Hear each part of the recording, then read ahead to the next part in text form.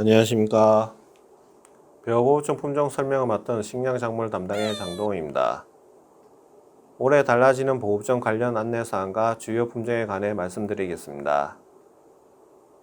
벼보호종 관련 안내사항으로 지난해 체종제의 잦은 강우로 종자 충실도가 평년과 달라 소독 처리 후 종자 공급 시 발열 저하가 우려됩니다. 그래서 이번에 공급되는 종자는 전량 미소독 종자입니다. 따라서 농업인께서는 미소독 종자가 공급됨을 유념해 주시고 벽시로 전염되는 병을 예방하기 위해 종자 소독을 철저히 하여 주시기 바랍니다. 종자 갱신은 새로운 우양 품종으로 교체하는 것으로 보호업종 재배 시 자가 채종한 종자보다 6% 정도 증수 효과가 있습니다. 벼 재배 농가는 3, 4년 주기로 종자를 갱신하여 주시기 바랍니다. 올해 공급되는 보호업종 가격입니다. 매벼는 49,170원, 찰벼는 59,950원입니다. 공공비축 및 수매 가격 인상으로 전년도에 비해 10% 정도 증가하였습니다. 주요 품종에 대해 말씀드리겠습니다. 해담쌀은 조기 재배 시 잦은 강우로 인해 수발화 발생 우려가 높은 품종입니다. 조기 재배 시 주의하셔야 됩니다. 흰잎마름병, 줄무늬 잎마름병에 강하나 해충에 약하기 때문에 시기에 맞춰 병해충 방제를 해야겠습니다.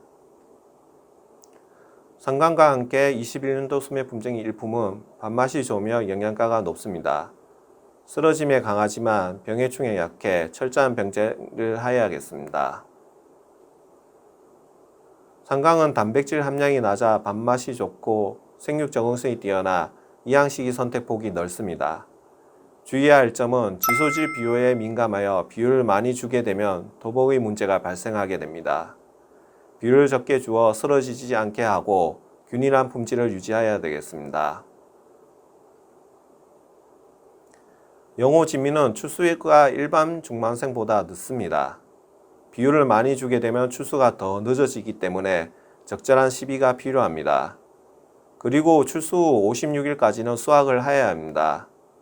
늦게 수확 시 벼 품질이 나빠지기 때문에 적절한 시기에 수확하시기 바랍니다. 동진차는 도열병, 흰잎마름병, 벼밀구에 약하므로 적기 방제를 해야 합니다. 질소질 비료를 많이 주게 되면 추수가 늦어지고 등숙이 저하되므로 알맞게 비료를 주어야 합니다. 백옥찰은 미질이 양호하고 병에 강한 찰벼입니다. 다만 키가 큰 편이어서 질소질 비료는 적절하게 시비하여야 쓰러짐을 막을 수 있습니다. 그리고 늦게 수확하면 탈립이 있을 수 있기 때문에 적기 수확하셔야 합니다. 감사합니다.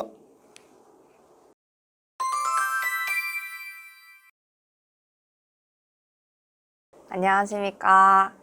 이번에 강의를 맡은 칠곡구 농업기술센터 식량작물 담당 양윤정입니다. 저는 고품질 쌀 생산을 위한 종자 소독법에 대해서 소개해드릴까 합니다.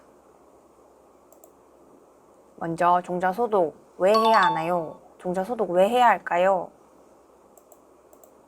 종자 소독을 통해서 건강한 모를 기름으로써 고품질 쌀을 생산할 수 있습니다. 다시 말해서 고품질 쌀을 생산하기 위해서는 종자 소독을 철저히 해야 한다는 뜻이죠. 그럼 종자 소독을 대충 하면 어떤 일이 발생할까요? 바로 병에 걸립니다.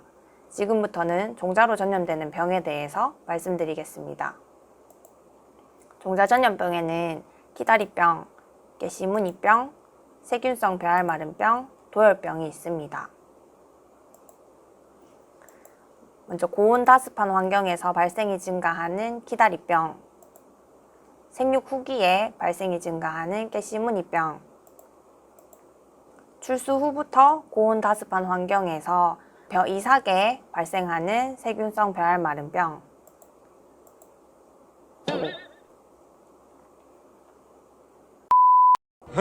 생육기 습도가 높은 환경에서 발생하기 쉬운 벼도열병이 대표적인 종자 전염병입니다.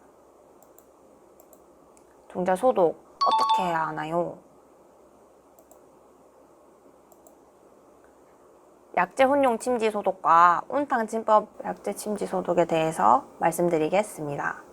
약재 혼용 침지 소독입니다. 준비물로는 까락을 제거한 종자, 종자 소독 약재, 발화기, 대야와 물입니다.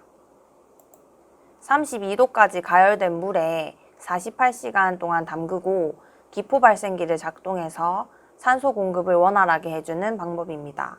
이후에 새물로 갈고 이틀 동안 더 담궈서 적산 온도인 100도를 맞춰주면 싹이 틉니다. 많이 어렵진 않으시죠?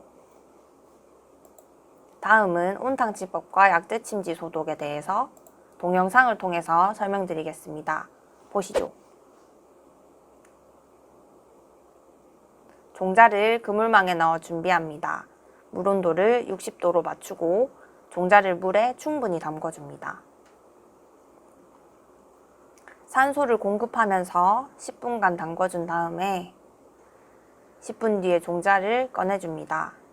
꺼낸 종자를 찬물에 바로 담궈 식혀주고 이때 산소를 공급해주는 것이 온탕침법입니다. 다음으로 식은 종자를 꺼내고 종자 소독약을 준비합니다. 물 온도를 32도로 맞추고 물에 종자와 소독약을 넣고 이틀간 소독합니다. 싹이 튼 종자입니다. 온탕 소독을 한 모판과 하지 않은 모판인데 온탕 소독한 모판이 더 균일하게 자란 것을 확인하실 수 있습니다.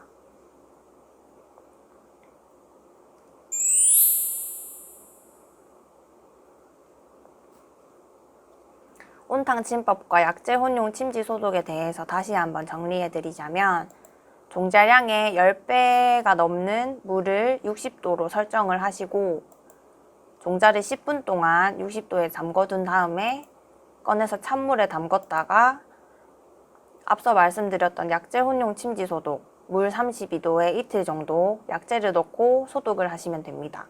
이렇게 온탕 침법과 약재 혼용 침지 소독을 병행하면 종자 발화율과 병해 방제에 효과적입니다. 여기서 주의해야 하실 점은 열이 종자막 내부까지 골고루 전달될 수 있도록 흔들어주고 너무 많은 양의 종자를 침지하시는 것보다는 물과 종자 양을 정량 지켜주시는 것이 중요합니다. 물의 온도를 60도로 높인 상태에서 종자를 넣어서 10분 동안 침지하시는 것이 가장 중요한 사항입니다. 오늘 이렇게 두 가지 방법에 대해서 알아보았는데요. 올해 2021년부터 벼 정부 보급종이 전량 미소독으로 보급이 된다고 합니다. 그러니 더더욱 소독법에 대해서 알고 계셔야겠죠? 도움이 되셨길 바라며 궁금한 점이 있으시면 칠곡구 농업기술센터 식량작물 담당으로 언제든지 문의해 주시기 바랍니다. 감사합니다.